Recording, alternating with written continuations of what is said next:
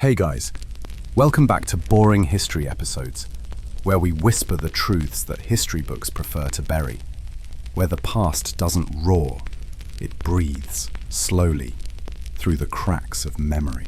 Tonight, we wander into a story that should have never been romanticized, a tale painted in gold for centuries, but born in blood. This is not a legend of love or peace. It's a wound disguised as a myth, a silence the world kept for far too long, the rape of the Sabine women. 2,000 years of paintings, poems, and marble gods have turned this tragedy into a romantic fable. Artists called it union, kings called it destiny, but no brushstroke, no verse can hide what it truly was: a state-sponsored abduction, a mass violation disguised as divine will. So tonight, we break the romance. We take off the crown of empire and listen to the quiet sobs that echoed beneath it. You wake in the quiet of your room. The night hums faintly, the ceiling fan spinning like time itself. You pull the blanket closer, fingertips grazing fabric, soft but cold. You can almost smell dust, the kind that clings to ancient stones. Somewhere beyond the walls, a faint rhythm of drums begins to rise. Steady, deliberate, Roman. If you're new here, take a breath with me. No rush, no pressure, just you and the sound of history waiting to unfold. Tell me where you're listening from tonight, so we remember that across oceans and centuries, we're all connected by the same quiet curiosity. Now, let's set the scene. Dim the lights. Let the hum of the fan become the wind of an ancient plain. Slow your thoughts. Let them wander through time. You're safe here. You're still here. But you're about to step into the year 753 BCE, where a city of outcasts called Rome was about to be born in violence, and where one man named Romulus would trade mercy for legacy. The year is 753 BCE. That's the official date. Official dates are comforting. They make chaos sound organized. But truth rarely wears clean edges. At this point, Rome isn't a city. It's an accident that decided to stay. A collection of tents, smoke, and noise. A dream stitched together by men who ran out of other options. Romulus stands at the center of it all. Founder, leader, myth in progress. His hair smells like sweat and dust. His voice carries that low conviction of someone who believes too easily in himself. They call him king, but his kingdom is a camp, a rough circle of huts, surrounded by ambition and bad manners. Rome at its birth is full of men, not the poetic kind, the kind with scars. Runaways, fugitives, slaves, exiles who call themselves pioneers because it sounds cleaner. If you listen closely, you can almost hear the city being built. Wood cracking, hammers striking, arguments rising and fading with the wind. It smells of smoke, iron, and the faint sweetness of rot. Romulus surveys his creation and feels something missing. A kingdom without women, a future without heirs, a feast without witnesses. He sends emissaries to the neighboring tribes, polite ones at first. He offers alliance, trade, and the suggestion of intermarriage. The neighbors decline. They don't say no directly. They say things like, perhaps later, which in diplomacy means never. No one wants to give their daughters to men who built a city out of desperation. Romulus takes the insult personally. He isn't used to waiting. And he believes, like most founders, that destiny is simply persistence dressed as faith. So he makes a plan. It starts with a festival, a grand one. Public, loud, holy. He dedicates it to Neptune, god of the sea and horses, because every Roman scheme begins by borrowing divine legitimacy. He calls it the consualia, a celebration of life, fertility, and unity. Words that age well in official inscriptions. Invitations go out to all nearby tribes, Latins, Etruscans, and the Sabines, especially the Sabines, whose daughters are known for their grace. A peace offering, wrapped in ceremony. Trust arrives more easily when wine is involved. On the morning of the festival, the air hums. The fields beyond the Tiber fill with tents, drums, and laughter. Children chase each other between carts of fruit. Vendors shout. The smell of roasted meat hangs thick and forgiving. The Sabines arrive dressed in bright linen. They carry garlands, ribbons, little clay charms for luck. Their fathers smile politely. Their mothers watch cautiously. Their daughters, well, they believe this is just another holiday. Romulus greets them warmly, the perfect host. His soldiers mingle, smiling, laughing, blending into the crowd. Every gesture rehearsed, every position planned. Even the music is timed. Somewhere behind the laughter, there's a signal. A movement small enough to go unnoticed by the gods. A hand raised, a torch lowered, a pause in the drumbeat.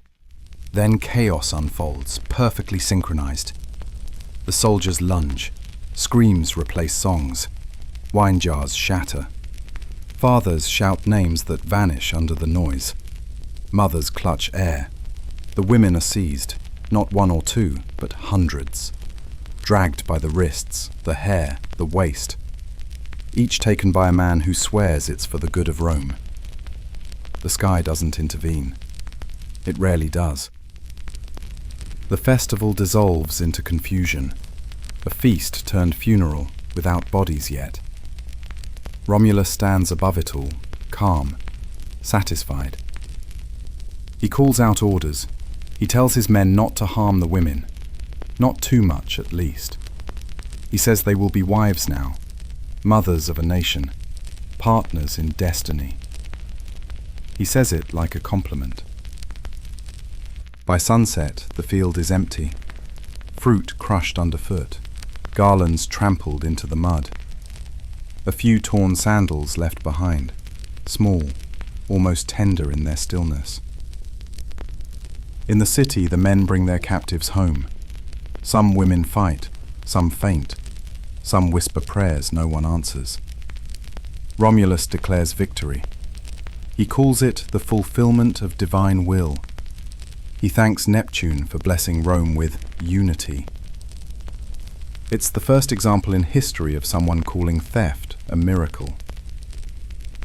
That night, torches line the streets.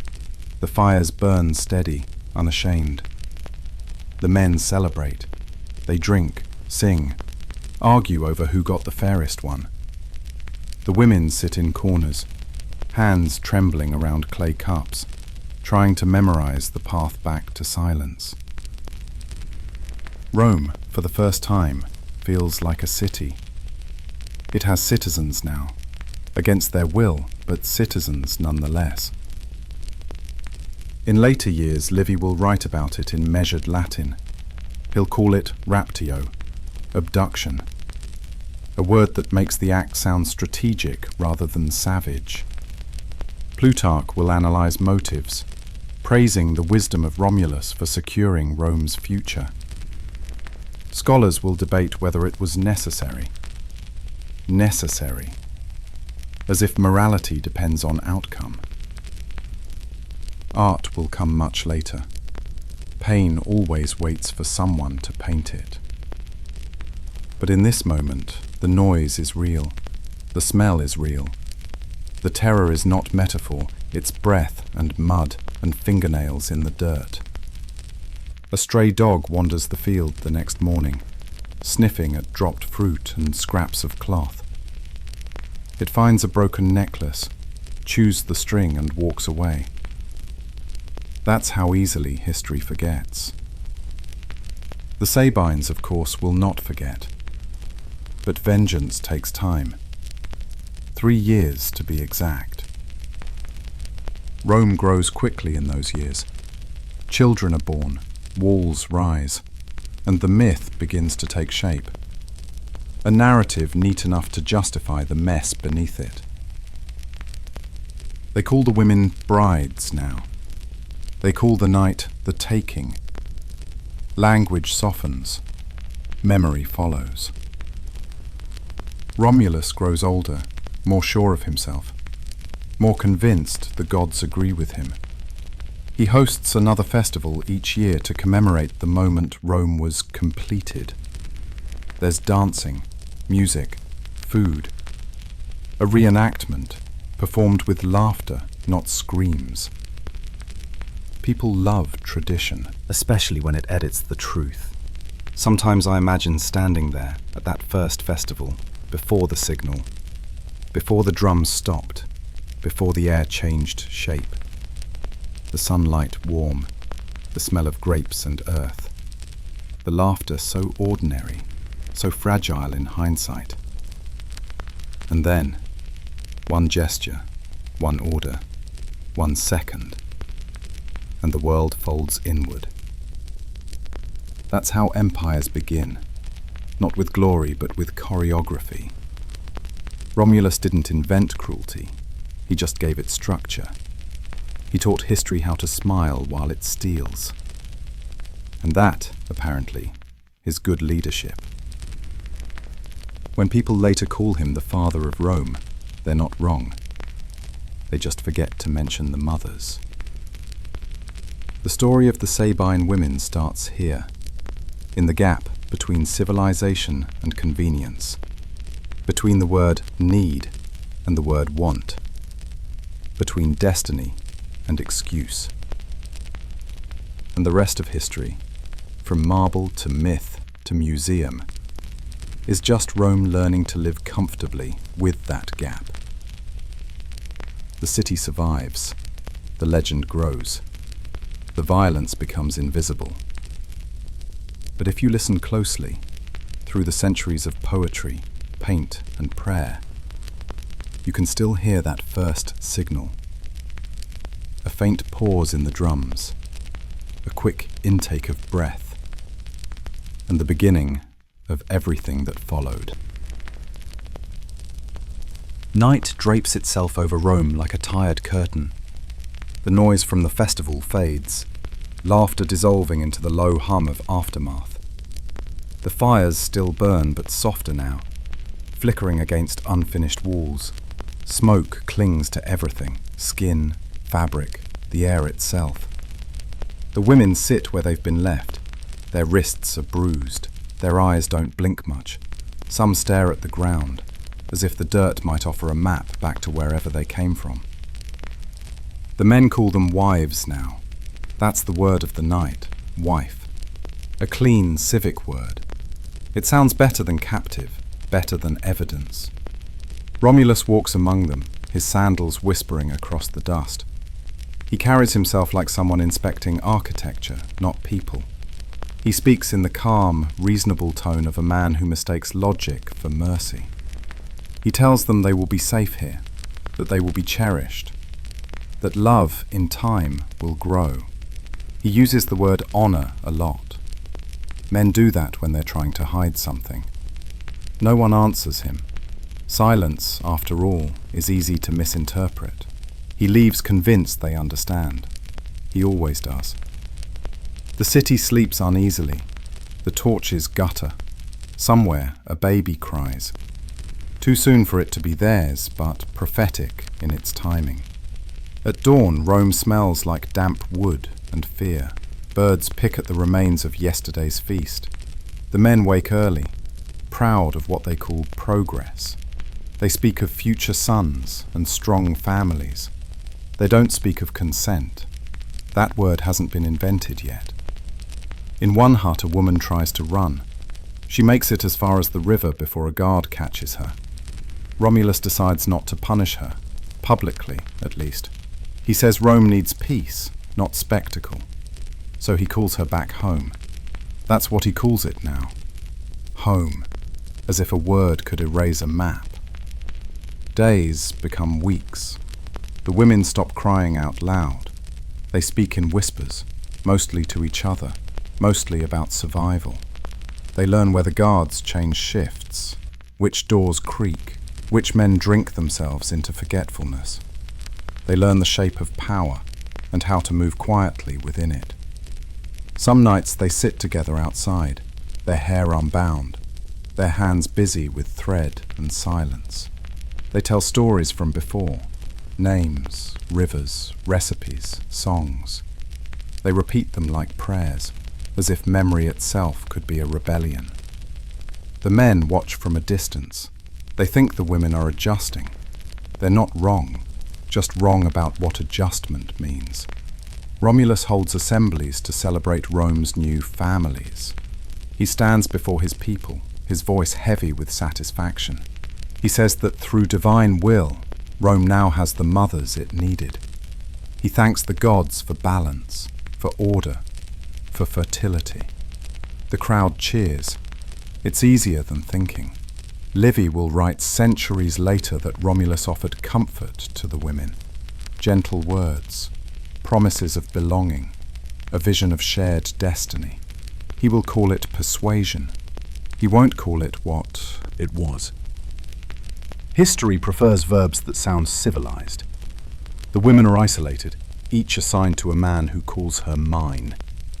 There are rules now. What she may wear, where she may go, how she must speak in public. Freedom, it seems, ends once the city has walls. The nights grow colder. The huts smell of smoke and sweat. The women learn to sleep lightly. Sometimes they dream of rivers. Sometimes they don't dream at all. Romulus tells his council the city is thriving. Population has doubled. The gods must be pleased. He hosts another festival to celebrate prosperity. Music plays. Wine flows. No one mentions the quiet between the notes. Years pass like this. Rome grows brick by brick, child by child. Every birth feels like proof that destiny forgives. The women become mothers, some willingly, some not. The city calls them Matres Romani, mothers of Rome. It sounds grander than survivors. They raise their children carefully, teaching them both languages, the one of home and the one of captivity. The boys grow into soldiers, the girls grow into silence. Tradition begins quietly, between cradle and story time. Outside the walls, the Sabine men still search. They follow rumours, footprints, and the occasional trinket traded in a marketplace. Each clue leads to another dead end.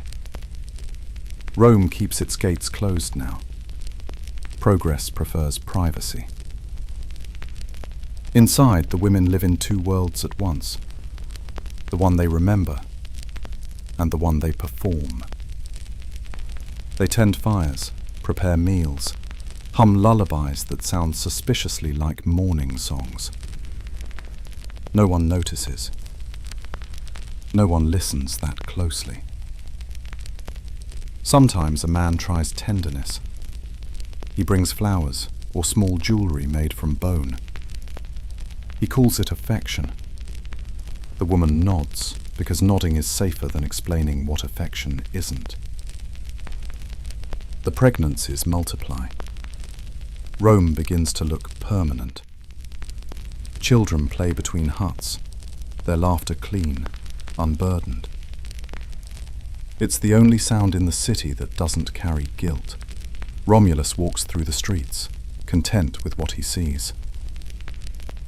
He believes in his own story now, that he has built something holy, that order was worth the pain. He doesn't see the women watching from doorways, their faces calm, almost serene. It's easier not to. A poet visiting years later will call this the city's first golden age. He will write about sunlight and virtue. He will not write about the nights. One winter, disease sweeps through the huts. Children die first, then men. The women bury them quietly, wrapping small bodies in cloth, singing low songs that no Roman knows the words to. Romulus declares a day of mourning. He gives a speech about endurance and divine testing. The women stand behind him again, like shadows arranged for symmetry. When it's over, they return to work. There's always work. Rome survives the winter. It always does. Empires are good at that. They outlast grief simply by pretending it's architecture. Livy will later describe this era as one of transformation, when chaos gave birth to civilization. He's right, in a way. Civilization is just chaos with better handwriting. The word raptio becomes the official label for what happened. Abduction, possession. A convenient term that forgets the body's side of the story. Language, like empire, conquers by renaming. Generations later, schoolboys will memorize that word, reciting it as a cornerstone of Roman history. Their teachers will call it glorious. No one will mention the bruises. In the end, the Sabine Women, as they're now permanently called, become symbols of something noble. Not individuals, symbols, the kind that look good in marble. They are painted into murals, written into plays, used to teach lessons about virtue and peace. Because nothing flatters a civilization more than rewriting its crimes as moral parables. Rome perfects the trick. The rest of the world takes notes. At dusk, when the city quiets, the women sometimes gather near the river, the same river that once tempted escape. They watch the current, slow, brown, unhurried. It smells of clay and forgotten things. They speak softly, their voices almost blending with the water. They talk about home, though home is now a word that floats, never lands. One of them says she can't remember her father's face anymore. Another laughs, a short, brittle sound that vanishes quickly. The river keeps flowing. It always does. Some nights they light small lamps and let them drift downstream. A quiet rebellion disguised as ritual. From a distance, it looks like prayer. Up close, it's memory, refusing to drown. Romulus never sees it. Or maybe he does and calls it beauty. Men have a way of mistaking sorrow for art. By now, the city hums like a living thing. Markets, gossip, ambition. Rome has rhythm, heartbeat, identity. It has stories, and all good stories require a beginning. This, the abduction, the captivity, the forced peace, becomes that beginning. The founding moment, the myth that explains everything after. And like all myths, it learns how to hide the truth elegantly. The women fade into the background of history. Their real names disappear. Only their function remains. Mothers, founders, symbols. That's how civilizations remember, by erasing faces and keeping titles. It's efficient. It's tidy. It's Rome. Sometimes, when the wind blows through the ruins now, it carries a faint scent. Smoke, clay, and something older. You might think it's just the earth exhaling. Maybe it is. Or maybe it's history, still whispering the names that no one wrote down. The empire that came after will build roads, laws, temples, gods. It will conquer continents. But its heartbeat, that small, uneven rhythm between power and possession, was born here, in the quiet after the festival. Romulus will be remembered as divine. Rome will be remembered as eternal. And the women, they will be remembered as necessary. A cruel kind of immortality. 3 years pass. The city grows and memory rearranges itself. What began as noise becomes legend. People forget the details first. The screaming, the running, the way the air smelled like sweat and crushed fruit. They remember the festival as history now, not as a crime scene. Rome is bigger. Its walls rise higher. Its men walk prouder. There are children now, proof that destiny forgives. The women feed them, name them, whisper to them in a language that doesn't quite belong here. At night, the sound of lullabies drifts over the rooftops, soft and ancient, carrying words no Roman understands. But outside the city, someone still remembers. The Sabines have been counting days. Every sunrise, every silence, every rumor carried down the river. Grief ages slower than stone. A bracelet turns up in a trader's hand, woven from silver and blue thread. A father recognizes it instantly. He doesn't cry. He clenches his jaw. Then he goes to the king. Titus Tatius is his name, a man who wears grief like armor. He gathers his people, and for 3 years of humiliation, he answers with an army. The hills wake with the sound of marching feet. Dust lifts from the ground, filling the air with a taste of rust and resolve.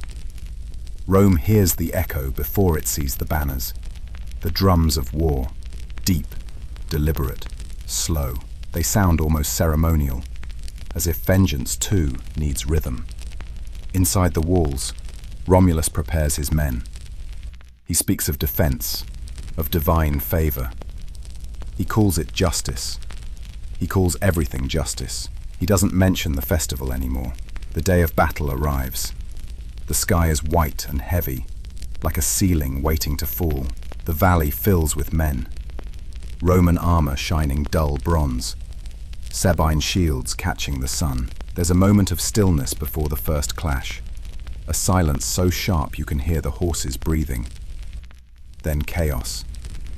Steel meets flesh. Dust swallows color. The air thickens with noise. Not shouting, but that deep, wordless sound men make when they stop being human for a while. From the city, the women hear it. They know that rhythm, that heavy pulse of war and pride. It sounds like the day they were taken, only louder. They stand at their doors, some holding infants, some clutching the edges of shawls. The ground trembles beneath their feet. They understand something no one else does, that no matter who wins, they lose. By noon, the battlefield is a blur of movement and mud. Men fall, horses rear. The river nearby runs thick, its reflection smeared with red. Rome calls it defense. The Sabines call it rescue. Neither word fits. The women can't stand still anymore. Something inside them snaps. Not from courage, but from the exhaustion of fear. One steps forward first. No one remembers her name. Then another, and another. Soon they move as one body. A tide of linen and dust. Bellies heavy with unborn children. Arms full of the ones already born. They walk toward the noise. No weapons. No plan. Just the kind of desperation that doesn't wait for permission. The soldiers see them coming and hesitate. There's confusion, a brief pause in the violence, as if the world itself forgets what it was doing. The women wade into the center, between swords, between fathers and husbands, between history and what's left of it. Some of them shout, some simply cry. A few say nothing at all. They just hold up their children, like proof that everyone here has already lost enough. Later, Rome will say it was love, that they stopped the war out of compassion, that they forgave. History has a weakness for forgiveness. It looks better carved into marble. But it wasn't love. It was logic. It was survival in its purest form. If the Sabines win, their fathers will kill these children for being half Roman. If Rome wins, their husbands will kill their fathers for revenge. Either way, blood fills the cradle.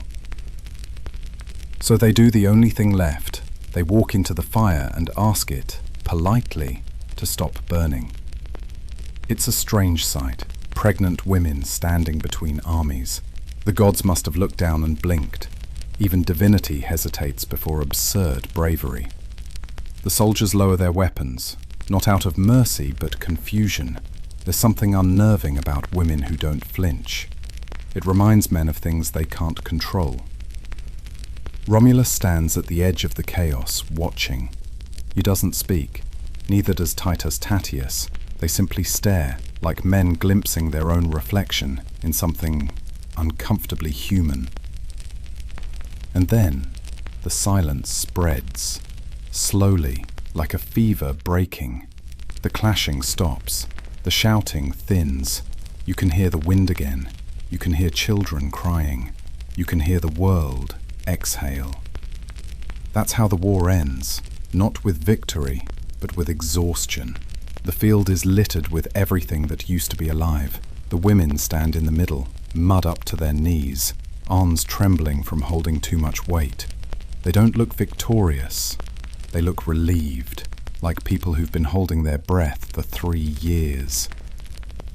Romulus walks down into the valley. Tatius meets him halfway.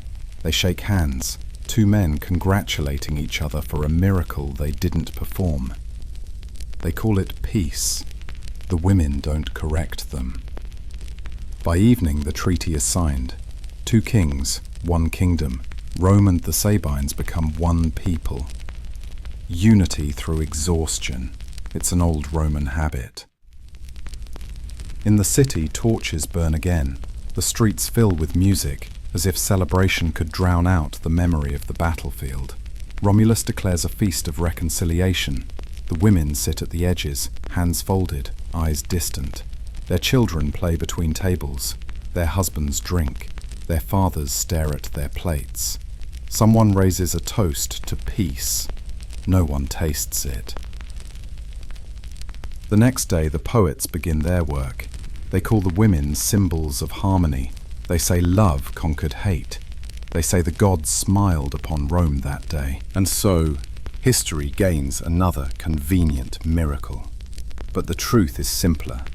They weren't angels or diplomats. They were mothers, trying to protect the only thing in the world that still felt innocent. Their act wasn't forgiveness, it was triage, and triage never makes for good sculpture. Still, Rome loves a clean story. The women are immortalized as saints of peace. Their tears become art. Their silence becomes moral instruction. Their pain becomes patriotic. It's efficient storytelling. Meanwhile, life resumes. Markets reopen. Walls are repaired. Children grow. No one talks about the bodies buried just beyond the gates. Romulus and Tatius rule together for a while, until, inevitably, one of them stops trusting the other.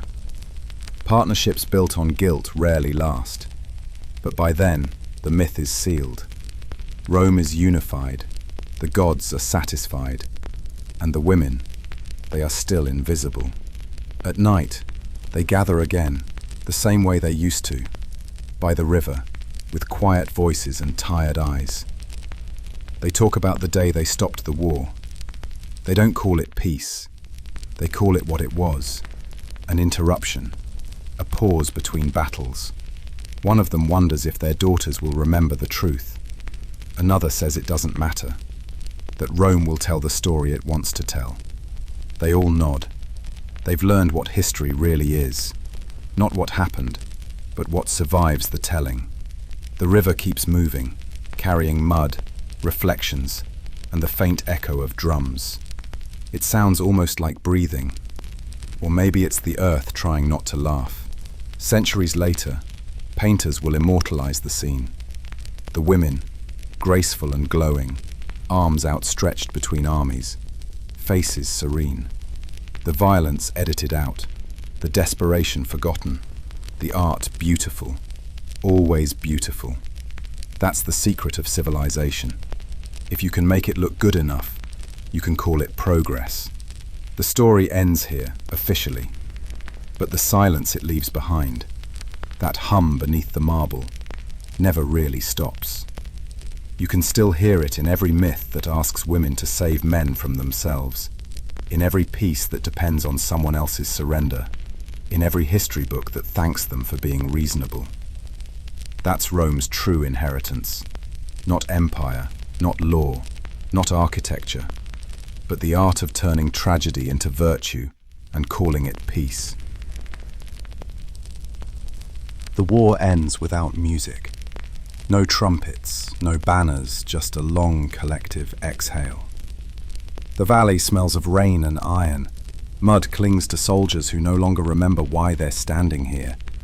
Bodies are dragged not from reverence but necessity, as the living clear space for tomorrow. Romulus and Titus Tatius meet at dusk. 2 men, 2 crowns and one uneasy silence, speaking the language of survivors. Short sentences and long pauses. No one mentions guilt. Guilt doesn't build cities. A treaty is drawn, ink thick as blood. Both kings sign. 2 nations merge under one banner and call it unity, because it sounds better than compromise. The people cheer because cheering is easier than thinking. Fires are lit, drums return, and Rome pretends it knows how to celebrate peace. The women stand at the edge of the crowd, faces glowing, not from joy but exhaustion, uninvited to speak because their silence has already been translated into virtue. Romulus steps forward to address his city. He speaks of harmony, destiny, divine favor, saying the gods have smiled upon Rome again, calling the Sabine women mothers of the nation, as the crowd repeats it like prayer, until the phrase catches like dry wood in flame. From that moment, their identity changes. No longer captives or victims, but founders. A decree follows. Every marriage between Roman and Sabine is legalized. The abductions become binding contracts. The word rape quietly retires, and union takes its place. Paperwork serving as history's favorite anesthetic. Days later, a festival is announced, the first of many, to honor reconciliation. A reenactment of the event, but lighter, with costumes, music, and laughter. Because even trauma looks better choreographed. The stage is set in the same field where the abduction began. Children watch from shoulders, as actors playing soldiers grab actresses playing brides to the crowd's amusement. Some laugh too loudly, while others drink to forget. And Rome learns early that performance is cheaper than penance. A gust of wind passes, smelling faintly of grapes and smoke. The women watching feel it brush their faces, and wonder if the gods are laughing too. In the months that follow, Rome expands. New walls rise, markets bloom, merchants haggle, priests bless. And everyone learns to speak in plurals. We, ours, us. Because unity works best when people forget who started what. Romulus grows comfortable with shared power. Tatius less so. They exchange courtesies in public and suspicions in private. Partnership being a temporary truce disguised as cooperation. But storytellers polish the ending, writing of brotherhood, divine order, and chaos turned to peace, while skipping trembling hands, sleepless nights, and children crying for homes they never saw. For history prefers neat handwriting. Over time, the story sweetens. Horror becomes lesson. Lesson becomes pride. Livy calls the women noble. Plutarch calls them virtuous. And the empire calls it destiny fulfilled. Centuries later, artists paint it again and again. Oil, marble, bronze. Each version brighter, each layer gentler. Fear softens to grace. Pleading becomes choreography. Tears catch the light just right. In sculpture they appear half-clothed, mid-motion, faces lifted heavenward, as if revelation struck mid-trauma. Pain turned to poise, suffering polished into symmetry. One statue even bears the title, The Rape of the Sabine Women, yet visitors come for beauty, not truth. Admiring folds of fabric and elegant despair. Proof that Rome never hides its sins. It simply teaches them manners. Inside temples, rituals continue. Each year on the same day, a festival commemorates union. As priests pray for fertility, men race horses, women watch. And superstition perfumes the rot. If a woman's veil slips, it means luck. In the crowd, an old Sabine woman clutches her shawl tighter. She doesn't believe in luck, only in remembering, though memory, like cloth, wears thin. Drums grow louder, wine spills, children laugh. The city hums with the confidence of forgetting. Years drift. Romulus ages into myth, vanishes during a storm, lifted by divine hands, or perhaps escaping his own story. The people build a temple, call him Quirinus, the deified founder. Pilgrims come whispering gratitude. No one leaves flowers for the women who made his miracle possible. Tatius dies soon after, stabbed during a festival. History calls it accident. Rome calls it divine justice. Convenient fate. With one ruler gone, Rome belongs to Romulus alone. The city expands outward and upward. Its streets straighten. Its laws multiply. Its conscience does not. Children of the Union grow into citizens, their lineage blending into the population, until mixed blood becomes Roman blood. The foundation hardening into legend, none question. At home, the women who survived live quiet lives, tending gardens, raising children who call both sides ours, their voices fading into the domestic hum every empire needs as background noise. Sometimes a poet remembers them, writes verses about sacrifice and harmony. The words lovely, the sentiment hollow. Centuries later, Rome uses this story to justify its own ambitions. If peace was born from violence once, why not again? Conquest becomes correction, colonization enlightenment, rape rhetoric, a useful blueprint passed down politely. Every empire loves a founding myth that forgives its methods, and Rome's is perhaps the most efficient. Some say civilization began here, with roads, laws, aqueducts. Maybe so. But it also began with silence. The silence of women who learned that survival requires stillness. That stillness becomes tradition. Tradition, culture. Culture, art. And art, if beautiful enough, erases the question of consent. The story spreads beyond Rome. Greek scholars analyze, Christian fathers quote, Renaissance painters glorify. Each retelling trims the edges, adds light, a little nobility, until abduction becomes metaphor.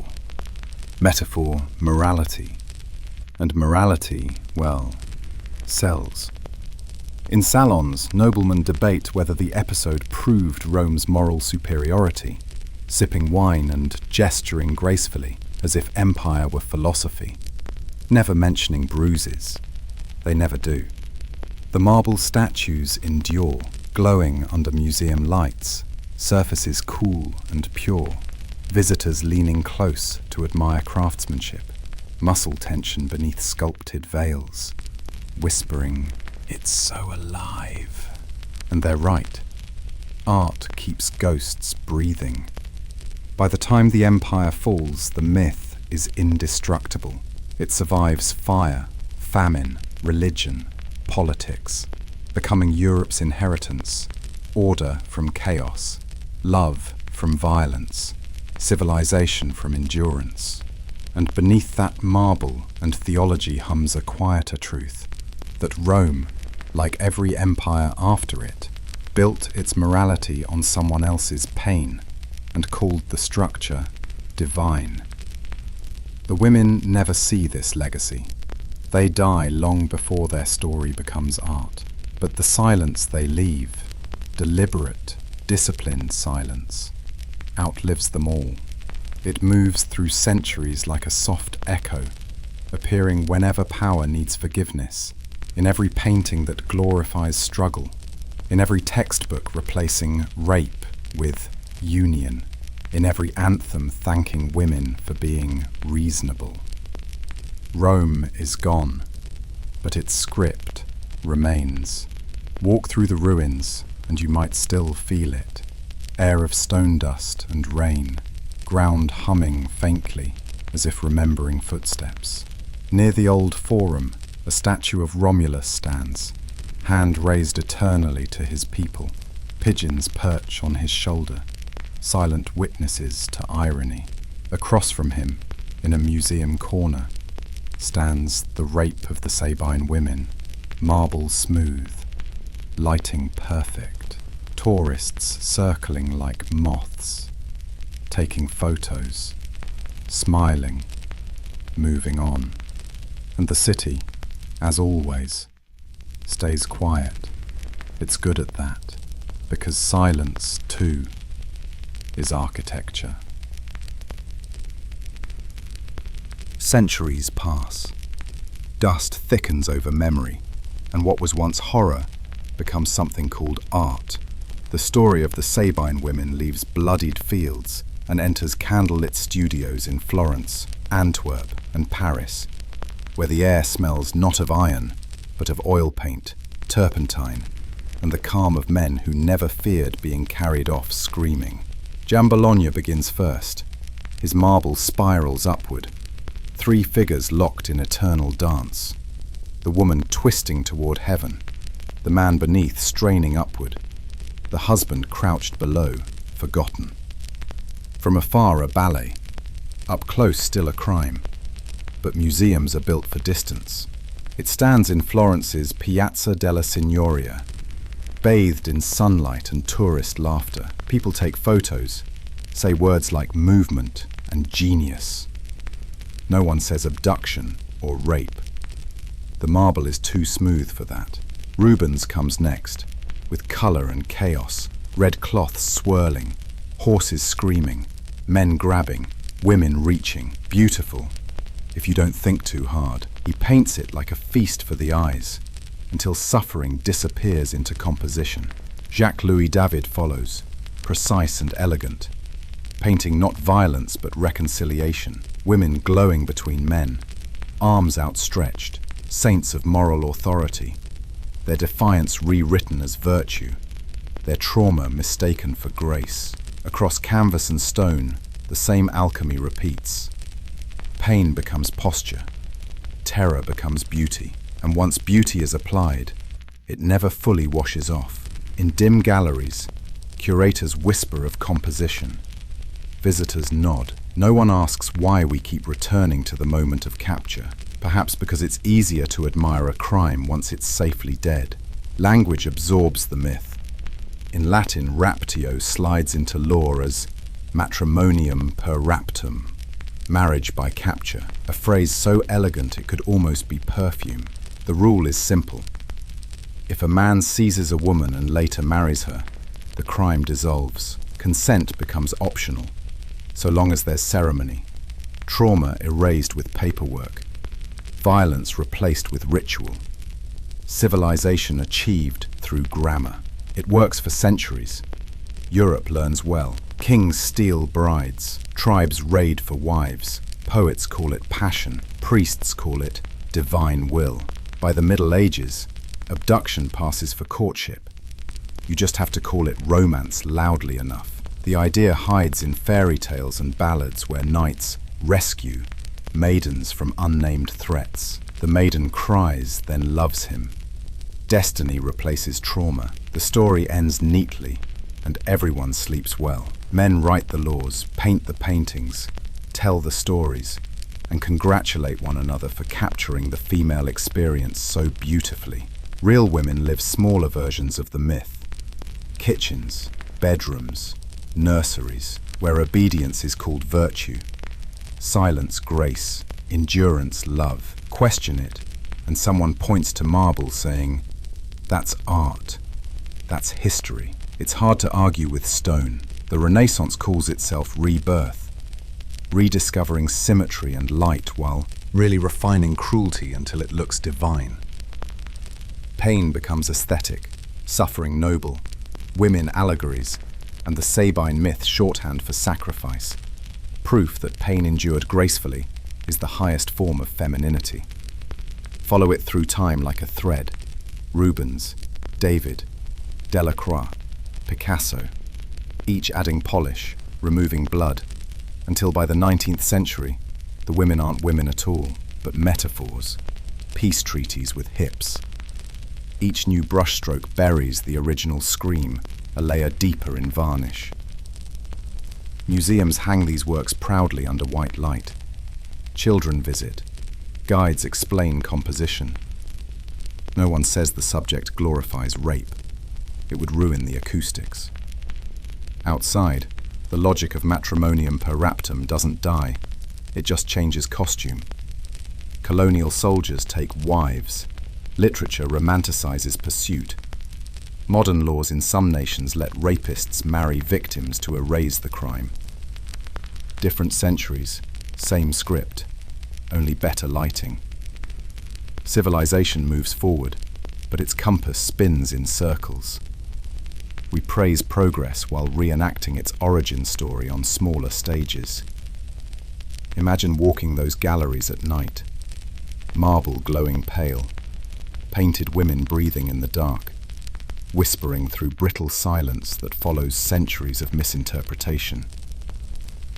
One might ask, how long until they notice? And another answer, they already did. They just prefer it this way. It might one so.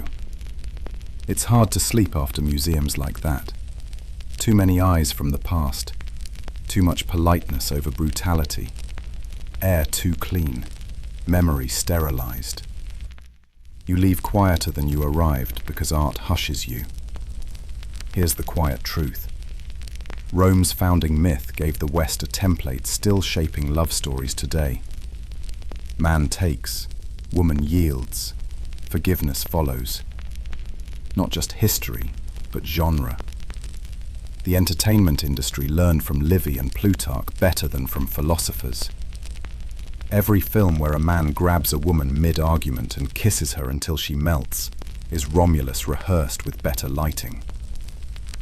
every novel redeeming the abuser through romance is the Sabine myth in paperback.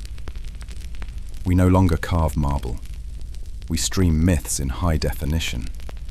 The difference is only medium. Western civilization built museums to its conscience, walking reverently through rooms of curated excuses, admiring what ancestors called beauty, not realizing we're still polishing the same defense. Every century repaints violence until it looks like devotion, efficient, profitable, familiar. Some nights I imagine the Sabine women watching from whatever quiet corner of eternity they've been filed into, perhaps laughing at the absurdity of being immortalized for surviving what shouldn't have happened. Maybe they joke about the tourists, cameras, smiles, hashtags, hashtag classical beauty, hashtag art lover. One muttering, at least the lighting's good. Dry humor becomes rebellion. If you can laugh at being forgotten, you win a little. The sculptures still stand. The paintings still hang. The myth still circulates, teaching lovers soft resistance and beautiful surrender. That's culture. Repeat something long enough and it stops sounding wrong. The Sabine women become saints of silence, mothers of empire, muses of painters, symbols of peace in a story that never gave them any. And so Rome's legacy stretches outward through brushstroke, law, and centuries of polite approval. The violence is gone, but its choreography survives. We just call it art now. The story ends, but only on paper. In life it keeps echoing, soft, steady, familiar, like background music you've heard so long you forget where it started. Rome falls. Empires rise, languages change, but the logic, that quiet, efficient logic, survives. Power needs stories, and the most enduring ones are those that make cruelty sound noble. For centuries, Western civilization keeps polishing that formula. A man's conquest becomes divine will. A woman's silence becomes grace. History loves symmetry and hates moral noise.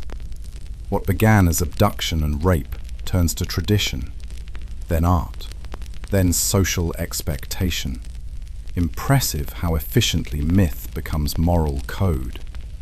Its fingerprints linger everywhere. In religion, where Eve's curiosity is punished and Adam's weakness forgiven. In fairy tales, where sleeping women are kissed without consent and called lucky. In modern cinema, where seduction and coercion are filmed in soft light with violins. Culture confuses desire with domination, because power, dressed well enough, looks like love. Walk into any museum and you'll find the Sabine women still there, mid-twirl, mid-scream, mid-surrender. Marble shining under LED light, while tourists whisper and take photos of tragedy at the perfect angle. Plaques describe movement, emotion, grace. No mention of rape. The word's too crude for the gift shop. Every polished surface reflects the same story. Violence, done beautifully, can be forgiven. Rome taught it. Europe perfected it. The modern world just made it subtle. We no longer drag women from festivals. We just tell them to smile through discomfort, stay polite when crossed, forgive quickly, because anger isn't feminine. Progress has good manners now. It apologizes softly, explains itself as complicated. Look closer beneath marketing and hashtags, and you still see the ancient script. Different actors, same lines. A boss calls harassment misunderstanding. A scandal becomes apology tour. A lawmaker says forgiveness heals nations, and the crowd nods, because forgiveness photographs better than accountability. We've turned emotional labor into public art. Women perform grace. Men perform redemption. History calls it balance, though it's only choreography. The Romans said pax romana, peace through exhaustion disguised as harmony. And you still see it now in boardrooms, classrooms, living rooms. Silence mistaken for agreement. Stillness for healing. Rome never died. It just got better lighting. Maybe the true legacy of the Sabine women isn't their suffering, but their forced serenity. The blueprint for endurance. The holy image of keeping peace. Every time someone says, "It's fine, I'll handle it," that myth breathes again. Civilizations remember women best when they're quiet. You can trace it through etiquette books, sermons, self-help manuals. The message never changes. Be kind, patient, graceful, endure. Sold as wisdom, but really maintenance. Entire industries depend on it. Therapy, advertising, religion, politics, promising that calm will make balance, though it rarely does. We keep retelling Rome's story because it teaches rationalization, how to live with contradiction, smile while empire builds over your silence. It's practical. It keeps the world running. Sometimes I imagine a Sabine statue coming to life, stepping from her pedestal to see what her story became. She'd look around the museum, glass walls, soft audio guides, couples posing. She'd read the plaque, tilt her head and say, "Still?" Then she'd laugh quietly, that tired laugh of someone translated too many times. She'd recognize the world, different costumes, same stage. Men still explain the myth to her. Women still seek dignity in its shadow. Empires still congratulate themselves for surviving. It's the longest-running performance in history, and everyone's still cast. Civilizations don't apologize, they rebrand. Rome falls, but its habits survive. In law, in art, in instinct. Even the word civilization comes from civitas, meaning city, citizen, control. It was never about equality, only order. And order, like marble, requires polish. Polish hides cracks, and cracks are where truth seeps through. You can hear it sometimes, in poems, protests, recordings, that sound of someone refusing to be graceful.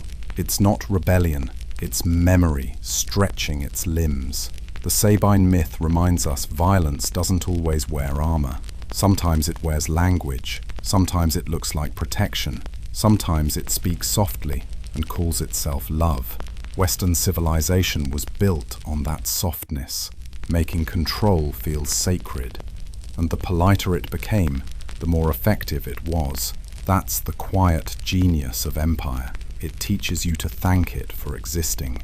So here we are, centuries later, still balancing remembering and moving on, myth and truth, forgiveness and accountability. The Sabine women stopped a war, but couldn't stop the narrative. That went on without them, and still does. Outside, the city hums, streetlights flicker, people hurry home, scrolling headlines about justice and equality, history repeating with notifications. A bus sighs, a woman scrolls past a story of another apology, another man forgiven too quickly. She closes the app and keeps walking, and Rome breathes again, quietly, efficiently, pretending it's ancient history. Maybe civilization is just a collection of beautifully told lies we agree to believe, because truth doesn't match the decor. The Sabine women still stand on marble altars, stories carved so deep even erosion remembers. They ask neither vengeance nor pity. They simply stand, witnesses to how myths begin and how we keep them alive. If you listen closely, you can hear them breathing, not ghosts, just history, exhaling slowly. And maybe that's Rome's final lesson. Civilization isn't built by heroes, but by survivors who learn to make silence sound holy. The noise fades now. The war drums, the cries, all drift into silence. Only the wind remains, soft, steady, ancient. If you listen closely, you can almost hear the river again. Slow water winding through the valley of Rome, carrying whispers from a world that learned to hide its pain in marble. The torches burn lower. The stone cools. The gods stop watching for a while. And the women, the ones whose names were never written, rest somewhere between myth and memory. History closes itself like a heavy book, its pages still warm from what we've touched. The dust settles, the night exhales, and you, sitting here in the quiet, can feel time folding back into the present, soft, patient, almost kind. Let the sound of it fade. Let your thoughts slow, the way the city once did when even Rome had to sleep. If this story kept you company tonight, leave a small trace behind. A like, a share, a quiet subscribe. Not for the noise, but for the stories that still wait in the dark, wanting to be heard softly. Good night, traveller through time. The past is still breathing. Just slower now. Goodbye, and we will meet again.